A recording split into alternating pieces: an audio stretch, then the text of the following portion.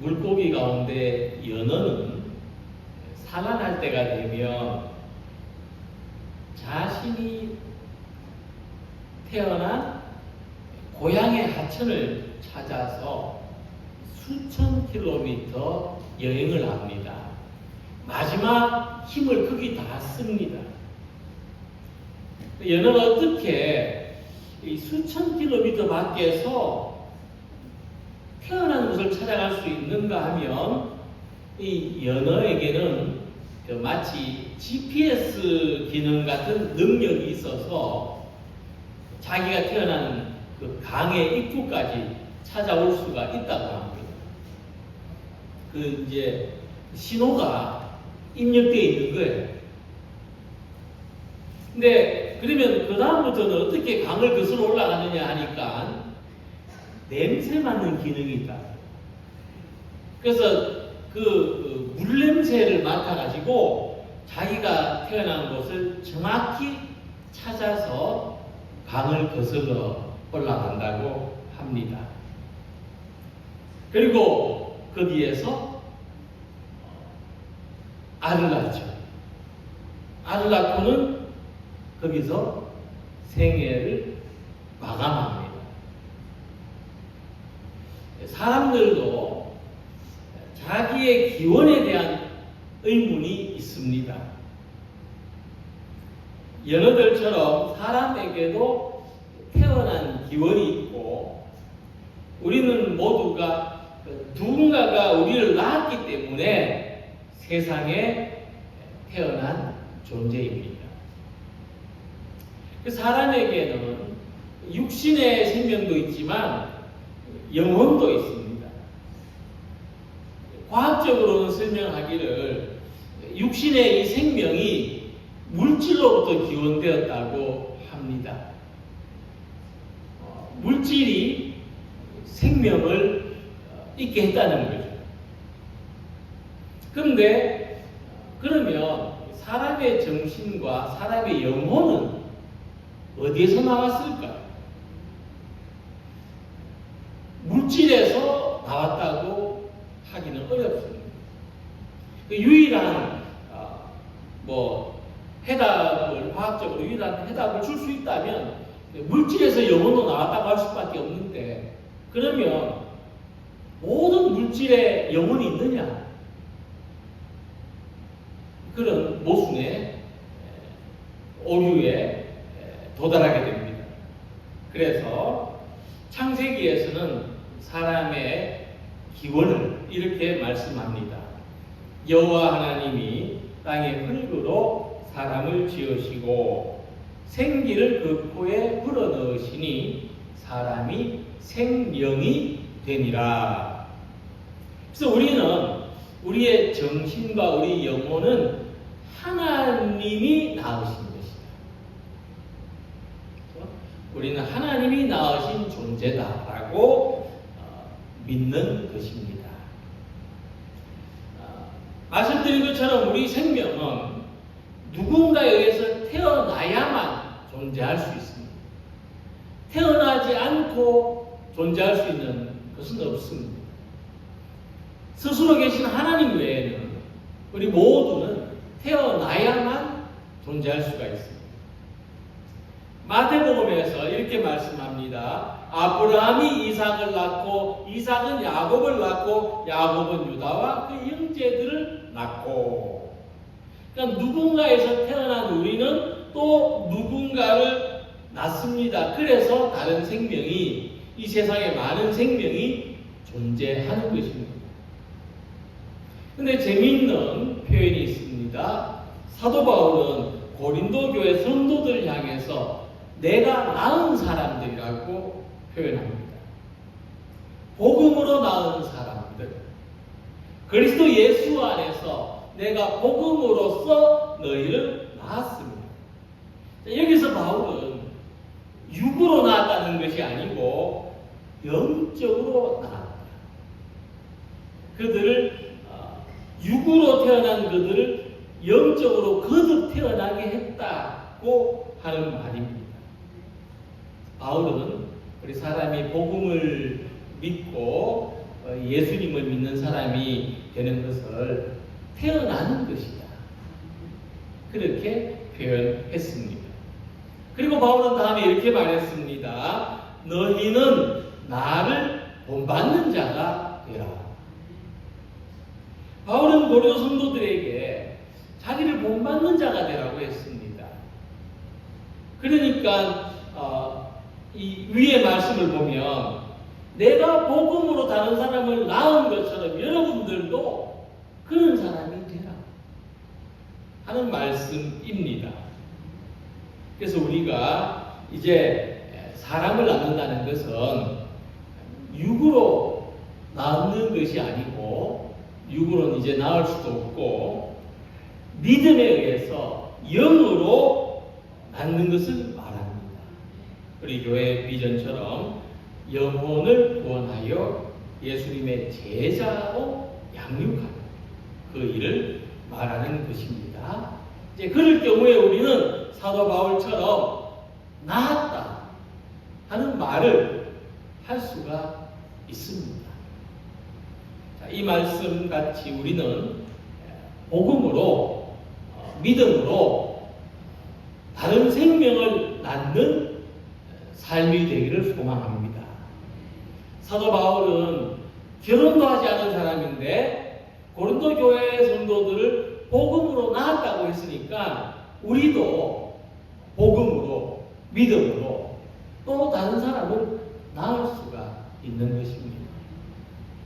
그래서 우리의 몸과 우리 영혼을 낳으신 하나님께서 우리를 통해서 다시 다른 생명을 낳게 하시는 영적인 탄생이 이어지는 우리의 삶이 되시기를 소망합니다.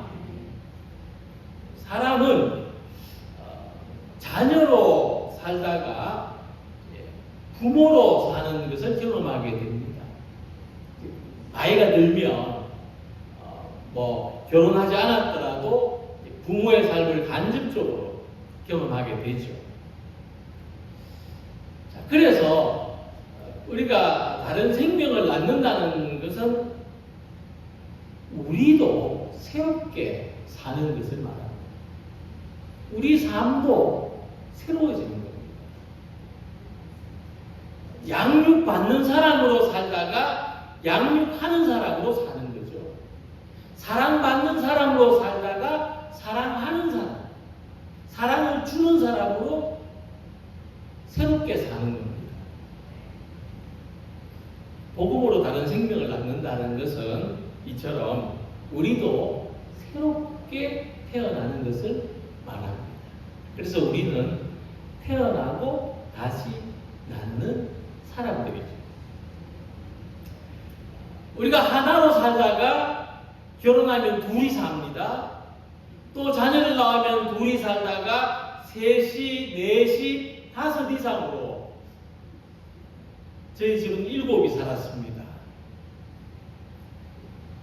형제도 공동체, 가족도 공동체. 우리가 개인의 삶에서 공동체의 삶을 살게 된다는 겁니다. 그래서 교회는 하나님을 믿는 사람들이 공동체로 살아가는 겁니다. 새로운 삶으로 살아가는 겁니다.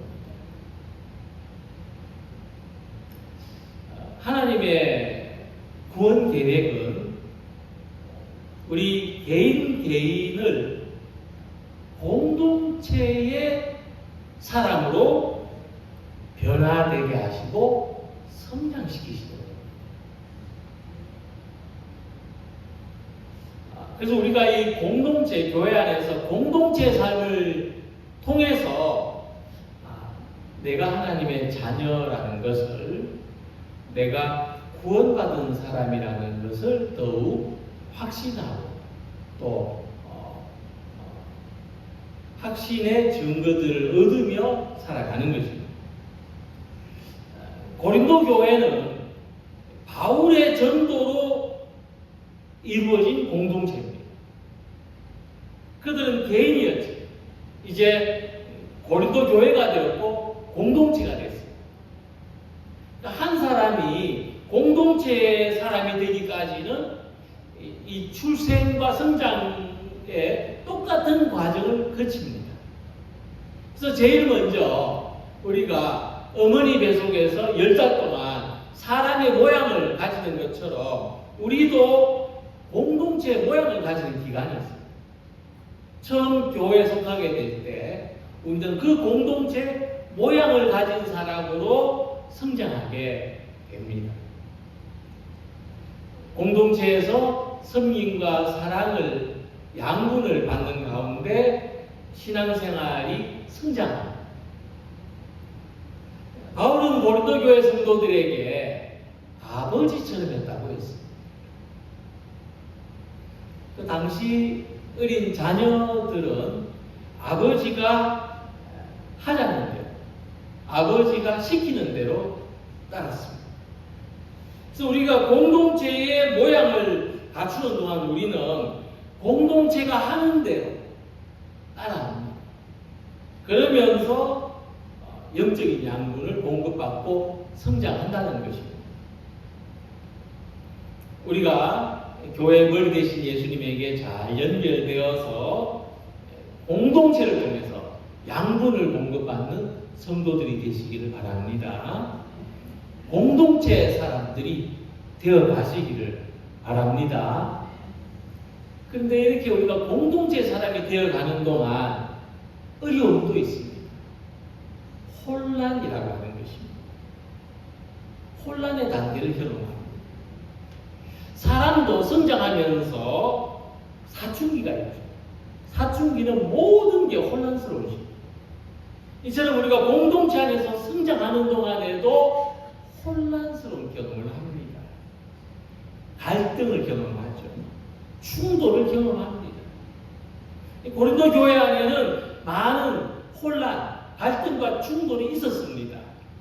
하지만 바울은 자녀를 기르는 마음으로 고린도 교회 성도들을 갈등과 충돌의 혼란에서부터 안정되도록 이끌어갔습니다.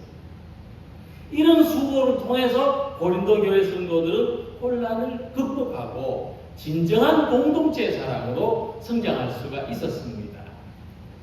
그래서 우리가 공동체 안에서 갈등과 충돌의 경험을 하는 것은 혼란스럽기는 하지만 성장의 단계라는 것을 이해해야 됩니다. 우리가 함께 성장하는 과정이고 그 다음 단계, 사춘기를 지난 청소년이 비로소 이제 성인이 되는 것처럼 그 다음 단계로 성장하기 위한 것임을 알아야 되겠습니다. 그리고 마지막 단계는 공동체가 되는 단계입니다. 개인이 공동체가 되는 겁니다. 나가 우리가 되는 거예요. 끝까지 가족 공동체 안에서 끝까지 나만 이야기하는 사람은 더 성장해야 돼요. 가족 공동체 안에서는 우리를 이야기하셨어요. 우리.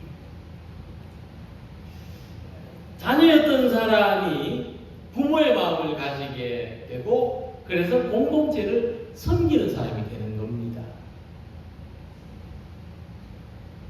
그래서 우리가 공동체를 섬기는 사람이 될 때 공동체 사람이 되었다 할 수가 있습니다. 그러면 우리가 공동체 사람이 되려면 자기를 비우고 다른 사람에게 헌신하는, 공동체에 헌신하는 경험이 있어야 합니다. 그래서 예수님은 말씀하시기를 누구든지 나를 따라오려거든 자기를 부인하고 자기 십자가를 지고 따르라 하고 말씀하셨습니다. 자기를 비우는 것, 자기를 부인하는 건 뭐냐 하면 공동체하고 섞이는 것, 다른 사람과 어울리는 것, 연합하는 것입니다. 그래서 공동체 사람이 되는 것입니다. 오늘 우리들도 이렇게 개인을 넘어서서 다른 사람과 연합하고 다른 사람에게 사랑을 주고 나누고 섬기는 공동체의 사람이 되기를 소망합니다. 그래서 내가 공동체가 되고 내가 교회 사람이 되면 우리의 모든 관계에서 평화가 임합니다. 바울은 고린도 교회 성도들이 모양만 공동체인 교회, 혼란스러운 교회에서 벗어나서 자기를 비우고 공동체 교회가 되기를 소망했습니다. 그러기 위해서 우리 모두가 복음 안에서 새롭게 태어나기를, 새롭게 공동체로 태어나는 사람들이 되기를 소망합니다.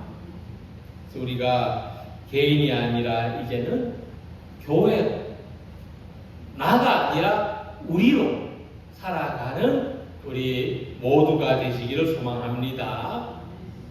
두 번째로 우리가 영적인 생명을 갖는다는 것은 땅에 속한 사람에서 하나님 나라에 속한 사람으로 살아가는 것입니다.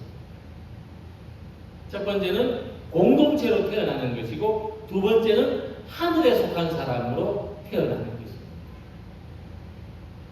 우리가 예수님을 믿어서 하나님의 자녀가 되는 것이 두 번째 탄생입니다. 그리고 부활의 생명으로 하나님 나라에서 살아가는 것이 이제 완전한 탄생인 것이죠. 이 순서는 거꾸로 되지 않습니다. 누구든지 먼저는 하나님의 자녀가 되고 그 다음에는 하나님 나라의 삶으로 살아가게 되는 것입니다.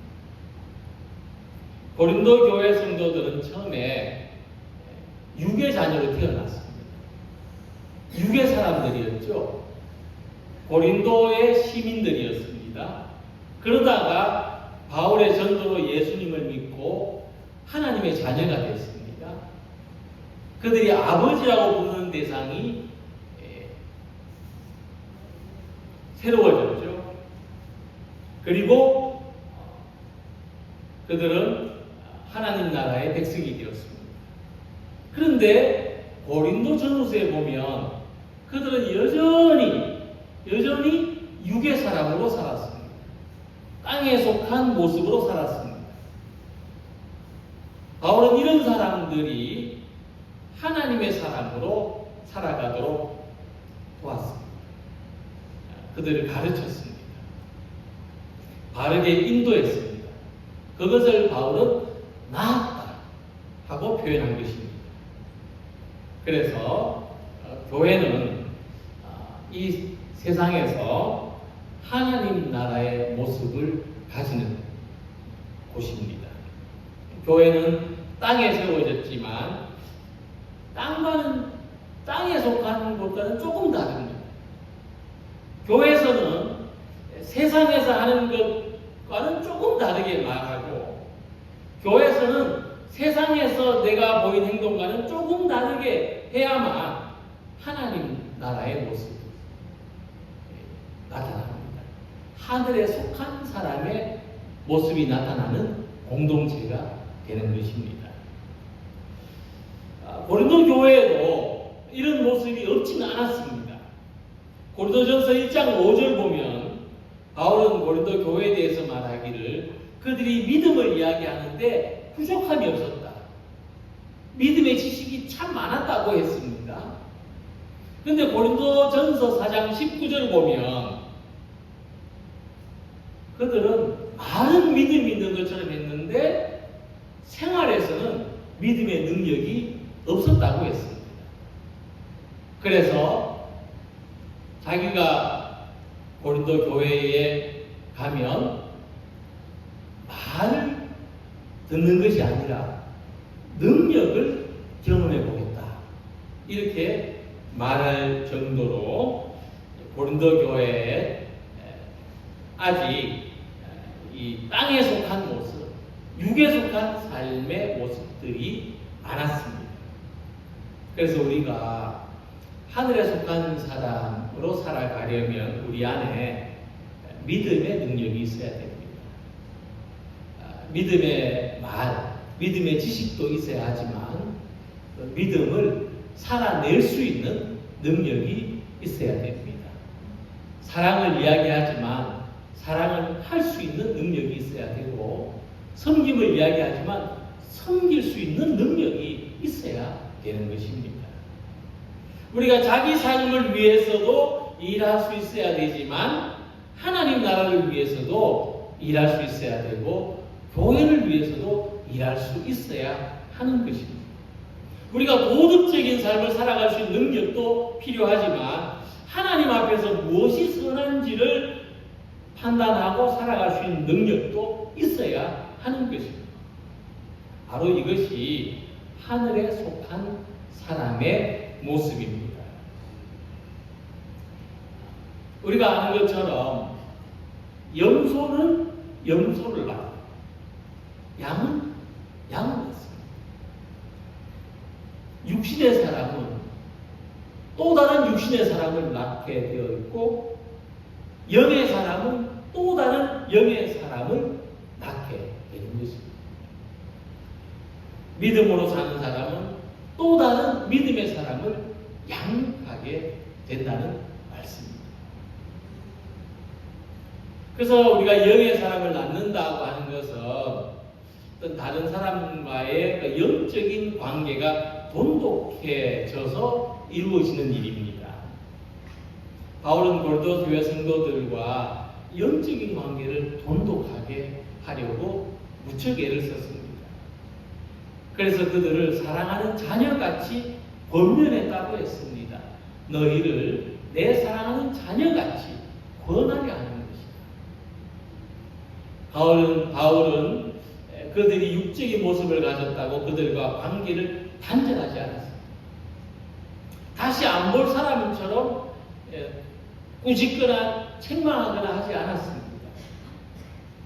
사랑을 가지고 했습니다.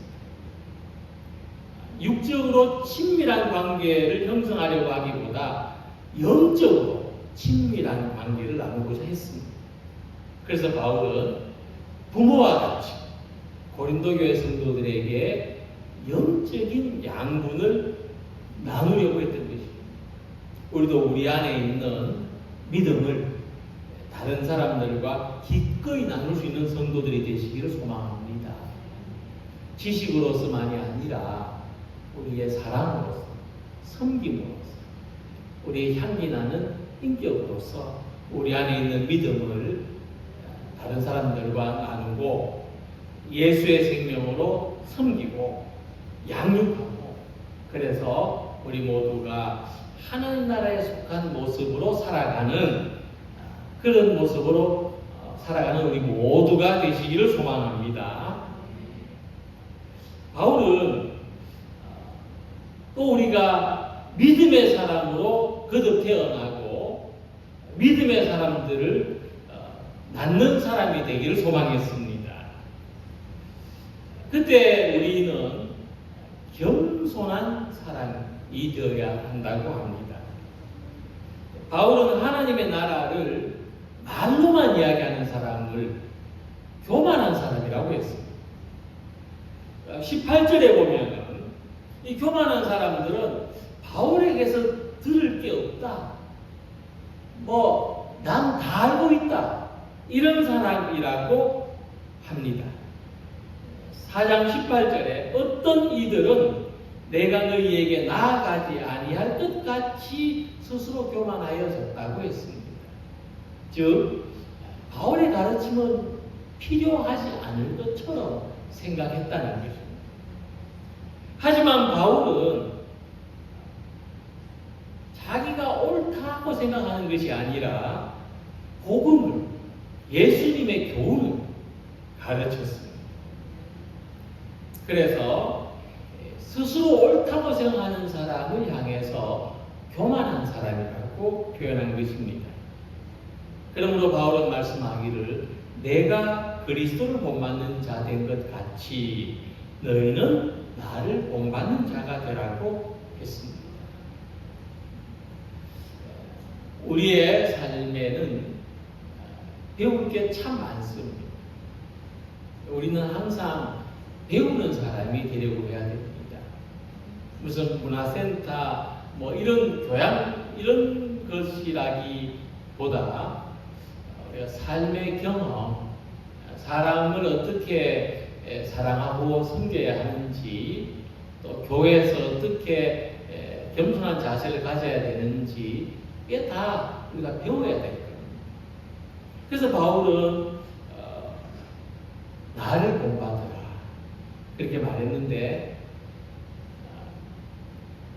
자기가 뭐 가르쳐 줄 게 많아가지고 나를 본받으라 한 게 아니고, 나도 배우고 있는 사람이다. 나도 예수님을 배우려는 사람이다. 이런 나를 본받으라. 이런 말입니다. 결국은 예수님을 본받으라는 말이죠. 그래서 예수를 본받는 것이 내 믿음의 목표이기 때문에 여러분들도 예수님을 본받는 사람이 되라. 이렇게 말씀한 것입니다. 겸손한 사람은 배우는 사람입니다. 항상 배우는 자세를 가진 사람입니다. 그래서 부모는 자녀를 낳고 키울 때 배우는 것이 참 많습니다. 교사들도 학생들을 가르치기 때문에 배울 게 많다고 합니다.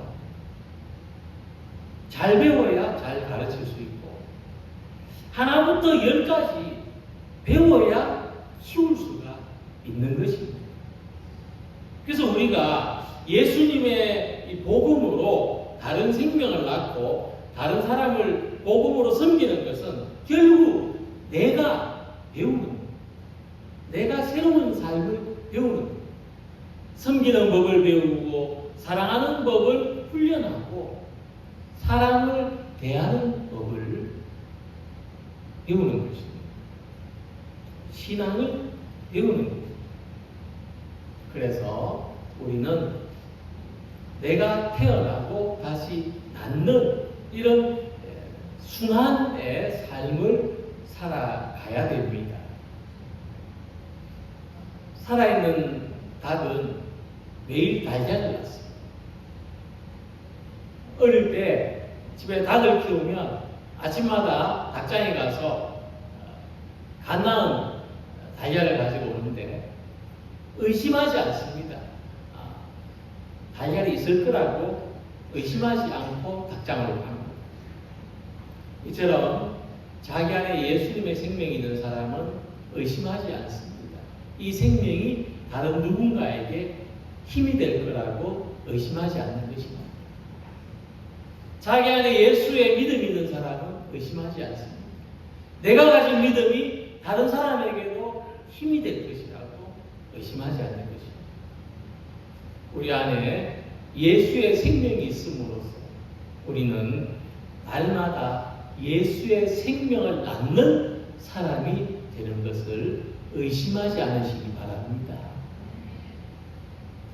바울은 우리 안에 있는 믿음이 어떤 생명을 낳는지 이렇게 말씀했습니다. 이는 그리스도 예수 안에 있는 생명의 성령의 법이 죄와 사망의 법에서 너를 해방하였습니다. 우리 안에 있는 예수의 생명은 죄와 사망의 법에서 우리 자신을 해방시킬 뿐만 아니라 다른 사람도 해방되게 할 줄로 믿습니다. 하나님의 나라는 바로 이 생명이 자라나서 열매가 되는 것입니다. 개인에서 교회 공동체, 육에 속한 삶에서 하나님 나라에 속한 삶으로, 죄와 죽음에서 생명을 날마다 새롭게 태어나고 또 낳고 태어나는 이런 순환의 삶이 경험되기를 소망합니다.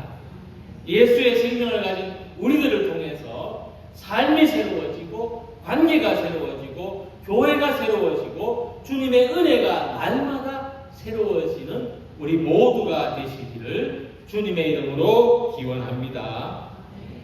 기도드리겠습니다.